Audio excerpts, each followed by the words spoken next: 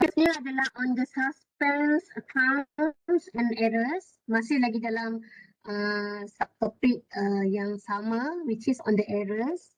So that sekarang kita pergi kepada okay, what is the learning objective for this chapter? Right. After you have studied this chapter, you should be able to explain why a suspense account may be used.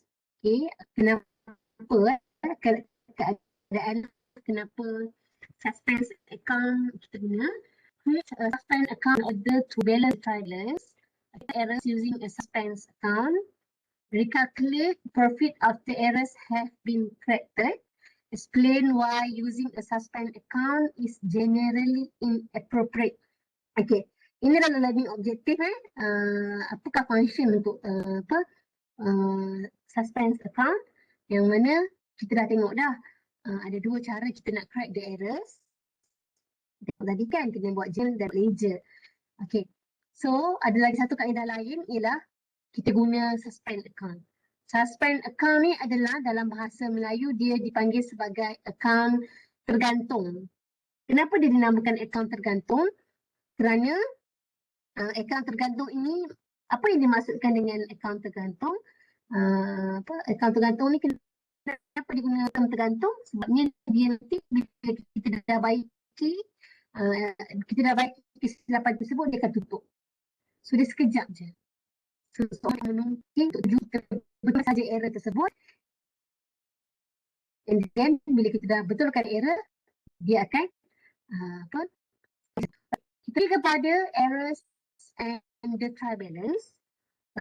Double and bookkeeping, that means the trial balance, okay, total will not be equal. Okay, nampak tak sekarang? Sudah boleh beza kan kenapa adanya suspend account. Suspend account ini kita gunakan bila mana errors dalam bookkeeping kita yang bagi kesan. Okay, there will be errors in the double entry bookkeeping. That means that the trial balance total will not be equal. Tak sama. Tadi kesalahan yang kita tengok 7 kesalahan tadi adalah kesalahan yang walaupun kita buat mana-mana kesalahan tersebut, the trial balance total still equal. Debit side and credit side masih sama. Okay? Tapi untuk membabitkan suspend account dan errors, dia adalah kesalahan yang kita buat tapi dia menyebabkan trial balance kita tak balance. These errors could include, yang pertama sekali, incorrect addition in any account. Apakah situasi? Apakah keadaan yang menjadikan trial balance kita tak sama?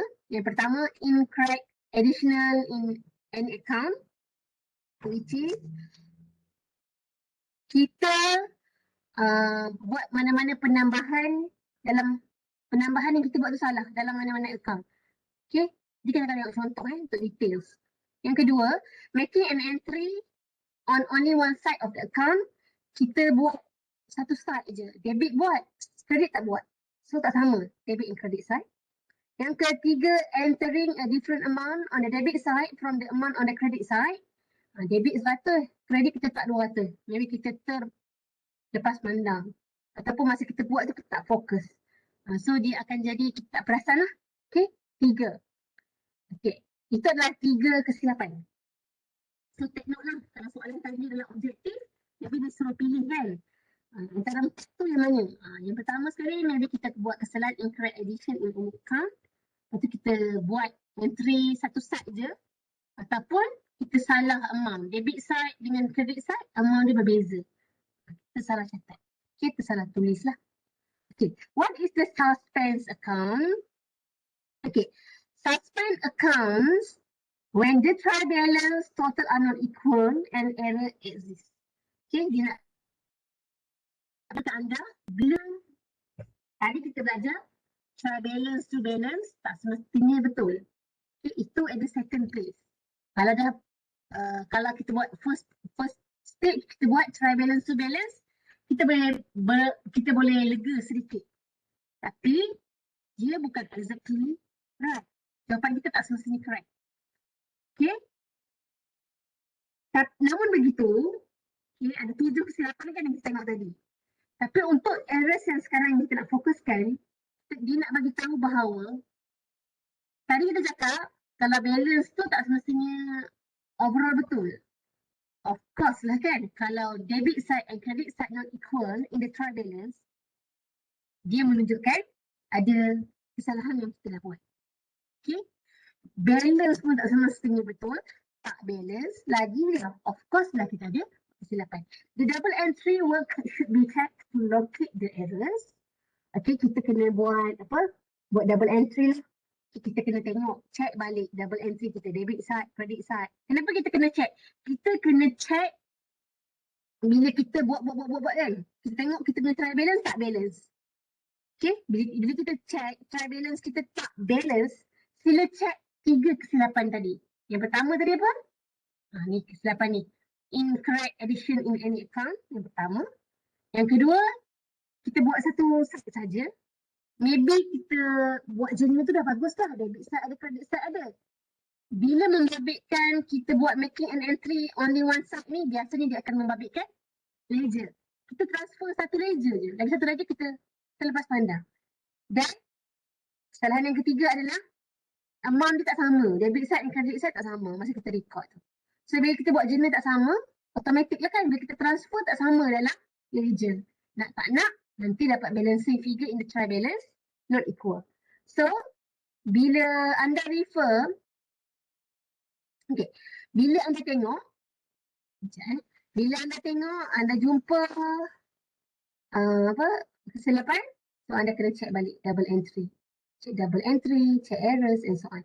If the error cannot be found, it is necessary to insert a suspense account to balance the trial balance. Inilah peranan suspense account. Kita check, kita cari dah. Kita dah check dah dalam account, kita dah check dah ledger. Takut-takut ada yang debit, kita transfer pada ledger, kredit lupa nak buka. Kita check pun tak ada. Macam kita pergi kepada step yang ketiga. Kita check ada tak aku tersalah record amount yang berbeza, debit and credit side. Pun tak ada. Bila kita dah check ketiga-tiga tersebut, kita masih tak boleh found our error, so that it is necessary to insert a suspense account to balance the trial balance. So that buka suspense account untuk balancekan trial balance tersebut kan.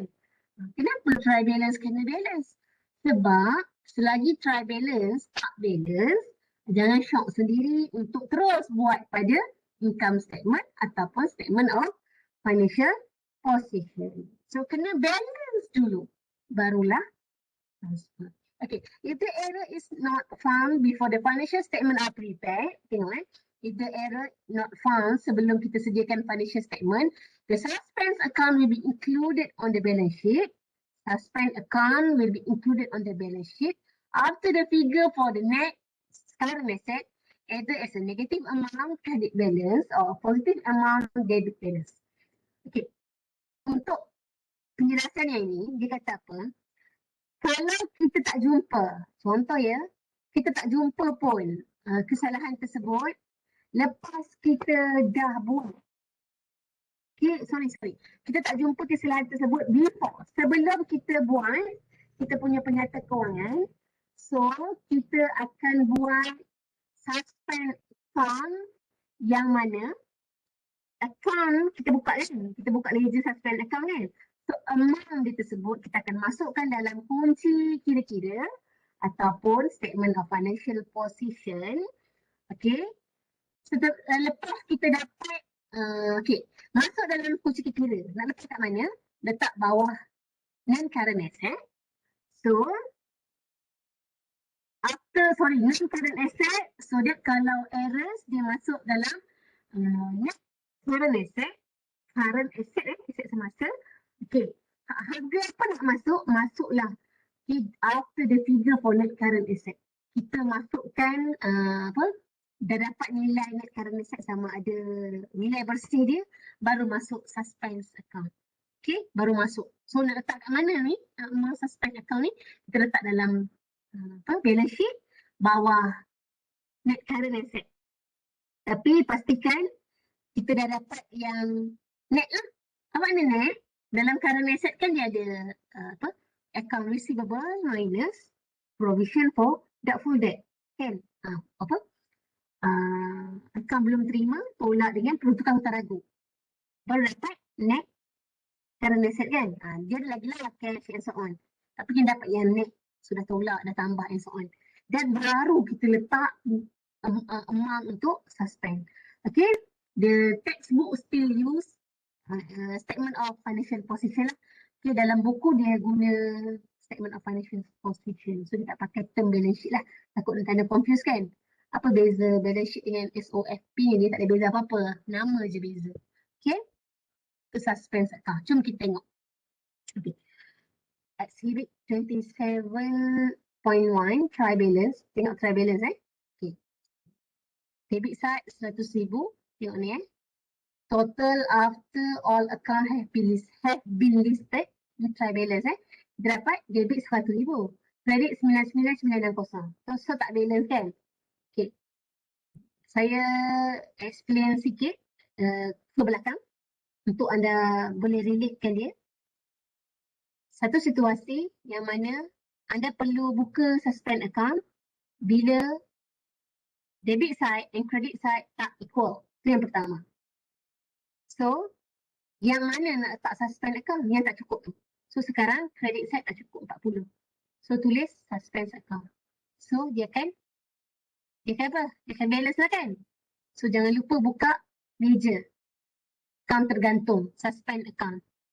Nak letakkan mana? So, sekarang kita tambah dekat sebelah kredit kan? So, letaklah sebelah kredit. Tapi nama dia difference per try balance. Jangan tukar nama Nama ni adalah perbezaan try balance lah. Tak kredit. Sebab apa? Sebab sebelah kredit yang tak balance. Okay. Cuba tengok activity. An error has been discovered. The sales account was undercast by 40. How would this be corrected? Okay, kejap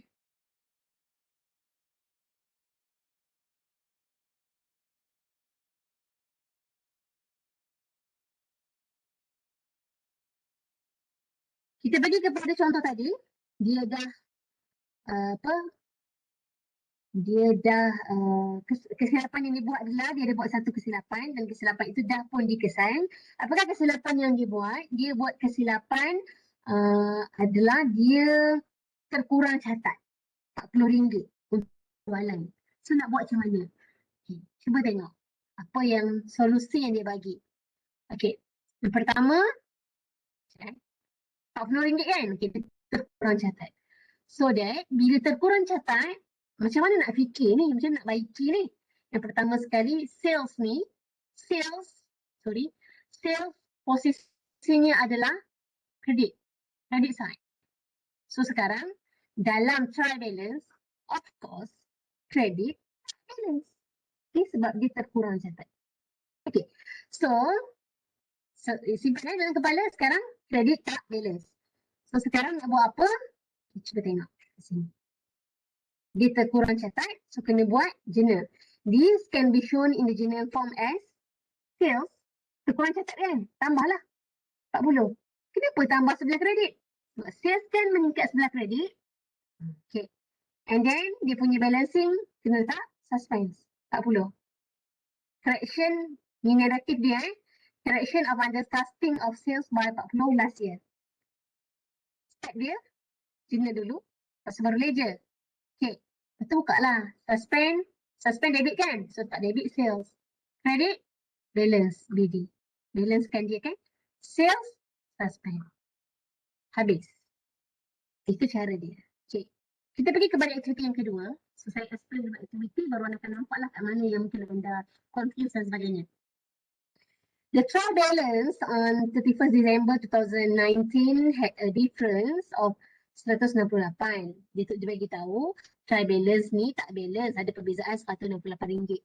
$168 and so on. It was a shortage on the debit side. So sekarang dia ada Dia ada shortage. Okay, dalam sebelah debit side. Dekat sekarang ni problem ni dekat sebelah.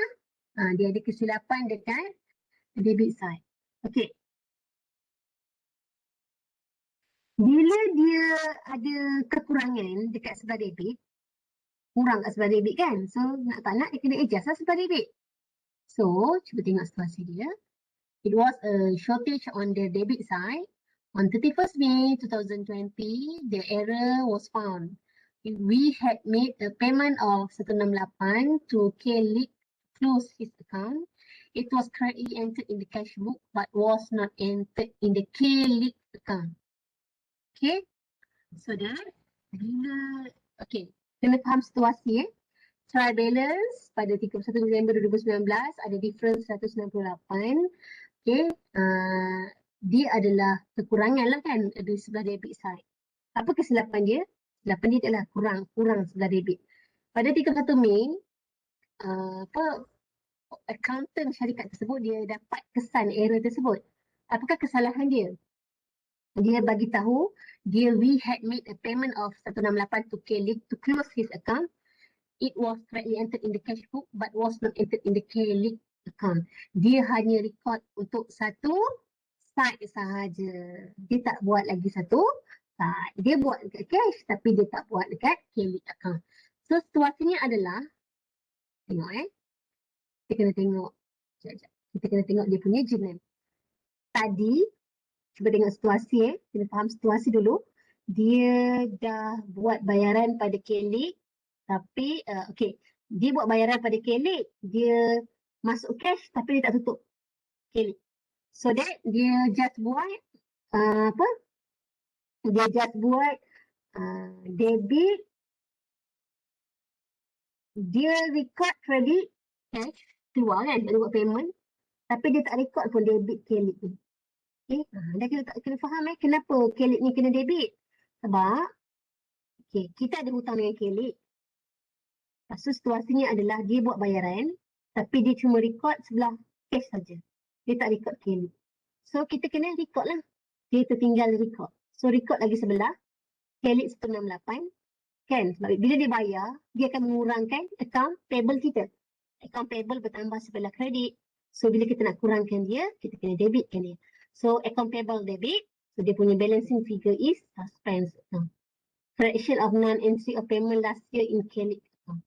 Okay, so transfer lah, buka K-League, buat dia punya bank, dia punya ni kan, situasi dia yang pertama, ni balancing figure dia, and then suspend account, K-League, and then 168. Sebenarnya ni bukan bank ni, mungkin anda boleh take note kot. Okay, tapi dia buat contoh kalau dia situasi pertama, kalau dia bayar dengan cash kan. So sebenarnya dia akan jadi bank credit, K-League debit. Okay, K-League debit. Ni asal. Sebenarnya. Ni asal, dia buat asal. So dia tersalah record. Take note ni sepatutnya suspend account. So dia transfer yang ni kan. Suspend. Ini yang betul. K-League bank. Okay. Dia punya balancing figure dia. Okay, ini adalah contoh yang kedua. Kita pergi kepada contoh yang seterusnya. The trial balance as on 31st December 2017 showed a difference of 77 being a shortage on the debit side. Same as example before. On 28 February 2018, all the errors from the previous year were found. Okay. Dia buat kesalahan, dia ada perbezaan 77 dan dia ada terkurang catat dekat sebelah debit side. Yang pertama sekali, ada 3 kesalahan yang dia buat. Kesalahan yang pertama adalah cek yang harga 150, dia bayar pada land can had been correctly entered in the cash book tapi tak masuk. Okay, had not been entered in can account. Sama dengan contoh yang kedua tadi dia record sebelah je. Maksudnya, dia betul dah dia buat journal tapi masa dia transfer tu dia tak masuk. Dia tak masukkan dalam account lagi sebelah untuk can lah. So that saya back to the awal-awal kita belajar, bila kita buat bayaran cek kepada Alcan, basic channel adalah debit Alcan credit, cash. So sekarang yang sebelah debit tu dia tak record. So Alcan tu still tak mengurang lah. Walaupun dia dah bayar kan. So dia record dia keluar duit. Tapi dia tak record duit dia keluar tu pergi mana. Itu yang pertama. Yang kedua, the purchases account has been undercut by 20. Okay, account belian terkurang catat 20. Okay, terkurang catat. So kena adjust. Tambahlah balik kan. Belian. Okay, berapa. So nak tak nak, dia purchase account kan. So dia akan jadi debit, purchases, 20. Credit, cash. Macam mana tahu cash? Sebab dia tak mention pun. Dia beli daripada siapa. Okay, so that dia beli, kita assume cash lah. Yang ketiga, a check of 93 received from Kingston had been correctly entered in the cash book but had not been entered in the same account. Okay, tadi untuk A ni kita bayar. Sekarang kita terima. So, kalau kita terima check, means that kita jual barang. So, debit, debit cash, credit, account receivable. Tapi sekarang kita cuma record cash. Kita tertinggal record account receivable. So, what should we do? Okay, cuba tengok. Kita kena start dengan journal. Yang pertama, Alcan. Kita tertinggal record Alcan. Dia dah bayar. Tapi kita tak kurangkan pun dia punya hutang. Sorry. Kita dah bayar. Sebab kita hutang kan? So, dia membabitkan account payable. So, sekarang kita kena record kita kurangkan hutang Alcan. So, Alcan asalnya credit side. Kita nak kurangkan Alcan kita letak debit. Sebelah kredit kita pergi suspend account. Dia punya narrative check paid omit to can account. Yang kedua, kita terkurang catat. So kita letak purchases dan suspend account. Okay. Yang ketiga, kita terima bayaran daripada kita punya pelanggan. Tapi kita terlupa nak kurangkan hutang pelanggan tersebut. So, asalnya case ni adalah account receivable. Dia dah bayar kan? So kita terlupa nak record. So kita record. Kita kurangkan. So kita kreditkan case dan kita debitkan suspense. Dan ini adalah dia punya account lah kan, ledger. Semua ledger kena buka. Semua ledger. So sekarang ada berapa? 1, 2, 3, 4. Ada 5. So, sorry, ada 3. 1, 2, 3, 4. Ada 4. Alcan, purchases, case dan suspend account. Okay. Itu adalah situasi dia dah. Okay. The effect of errors on profit. Sekarang kita tengok kepada kesan. Okay, kesilapan, apakah kesan kesilapan yang kita buat kepada profit. Kenapa kita akan rujuk kepada profit? Kerana dia membabitkan, kita dah cakap tadi kan, kesalahan tersebut kita buka suspend account. Suspend account tu kita akan masuk ke dalam balance sheet. So of course, dalam balance sheet ada profit.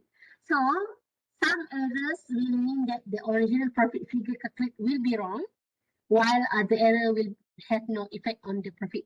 So, apakah kesilapan terhadap keuntungan kita? Yang pertama, kadang-kadang ada kesilapan yang kita buat itu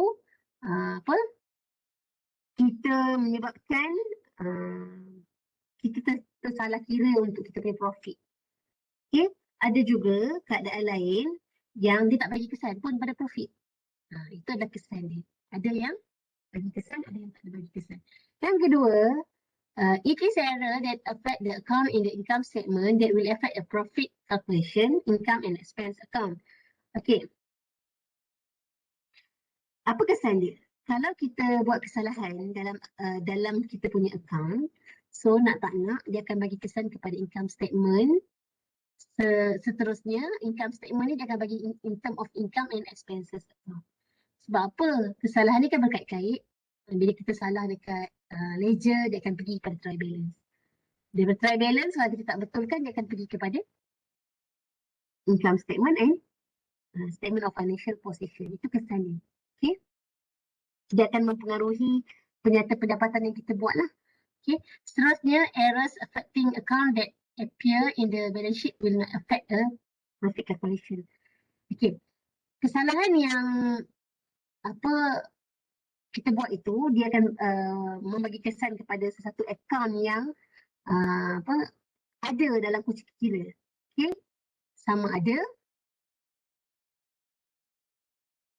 dia bagi kesan ataupun dia tak bagi kesan. So dalam konteks ni, kesan kalau kita buat kesalahan dalam profit adalah kesilapan yang kita buat pada akaun tersebut, dia appear kan dalam balance sheet, dia tak bagi kesan dalam profit calculation. Kenapa? Sebab errors affecting account that appear in the balance sheet kan. Dalam balance sheet mana ada ruangan untuk calculate profit. Kita cuma bawa profit tersebut daripada income statement. Sebab tu nombor dua ni dia cakap kesalahan yang kita buat itu akan bagi kesan kepada profit calculation. Kenapa? Sebab peringkat yang kita akan calculate untuk profit ni kan ada dalam gross profit dalam trading account kan. And then kita buat income statement. Profit and loss account dia akan hasilkan net profit kat situ. Okay, so dia bagi kesan. Tapi kalau kesan account tu, kesalahan tu dia terus masuk dalam balance sheet, tak bagi kesan. Sebab apa? Sebabnya dalam balance sheet kan ada ruangan profit kan. Profit tu bukan kita baru calculate, tapi kita bawa daripada income statement. Sebab tu lah yang nombor 2 ni kesan, dia bagi kesan. Yang nombor 3 dia tak bagi kesan. Sebab yang nombor 2 ni kesan kan, sebab income statement kan memang untuk calculate profit. So dekat nombor 3 ni dia just bawa aja profit daripada yang nombor 2. So kalau kita punya error, kita masuk start dekat nombor 2, so dia akan bagi kesan lah. Tapi kalau kita punya error, kita terus masuk dalam nombor 3, dalam balance sheet kan, so tak bagi kesan. Sebab income statement, profit yang kita dapat tu kita bawa daripada yang nombor 2. Okay. Seterusnya, errors which do not affect profit calculation. Ini adalah satu kesilapan yang tak bagi kesan pun dalam profit calculation. Tadi kita dah cakap kan, ada yang bagi kesan, ada yang tak bagi kesan. Ini contoh yang tak bagi kesan. Yang bagi kesan tadi sebab dia masuk dalam income statement untuk calculate profit. Tapi ini contoh yang tak bagi kesan. Kenapa dia tak bagi kesan? Sebab dia terus masuk, dia terus dia terus letak dalam balance sheet. So dia tak ganggu bahagian profit. On 1st November 2018, we paid 80 to creditors to Team Monk. It was clearly entered in the cash book, but not entered anywhere else. The error was identified on 1 Jun 2019. Okay. Untuk situasi ni, dia just effect pada creditors. Creditor ni kan mana ada dalam income statement, dia ada dalam balance sheet. Sebab tu dia tak effect. Okay. Sebab apa? Sebab profit calculation ni kan hanya dikira masa income statement. So, creditor masuk dalam balance sheet. So, sebab tu dia tak bagi kesan.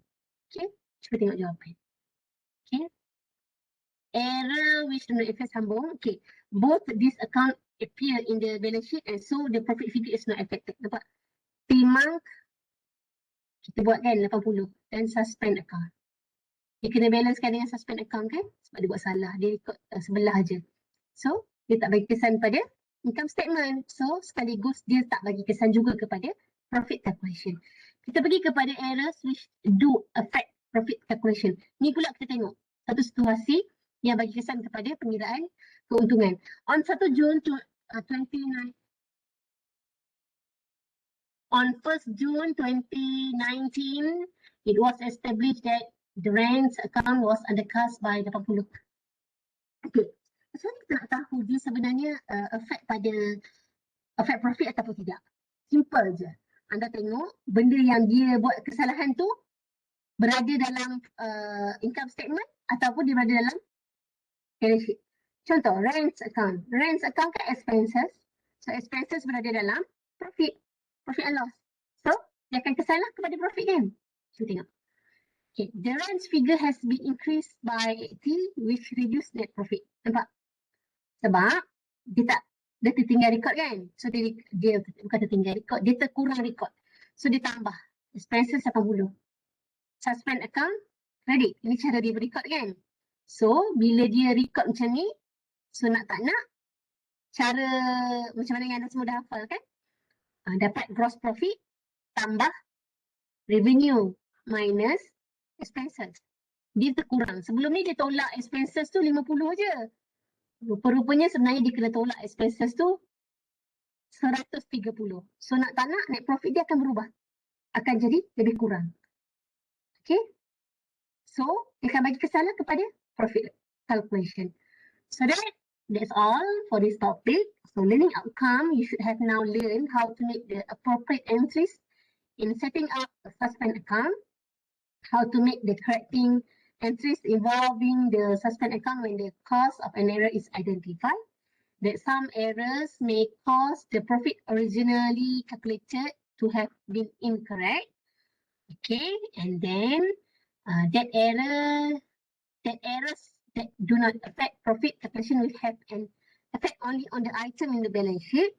So nak tahu sama ada dia bagi kesan kepada keuntungan ataupun tidak, tengok apa benda yang kita tertinggal catat tu dia punya account yang terlibat tu dia berada dalam income statement ataupun balance sheet. Kalau dia berada dalam income statement, so dia ada affect profit. Kalau dia berada dalam balance sheet, dia not affect profit. Okay, that nowadays, suspend account very rarely need to be used, if at all. Okay, so that itulah cara dia lah.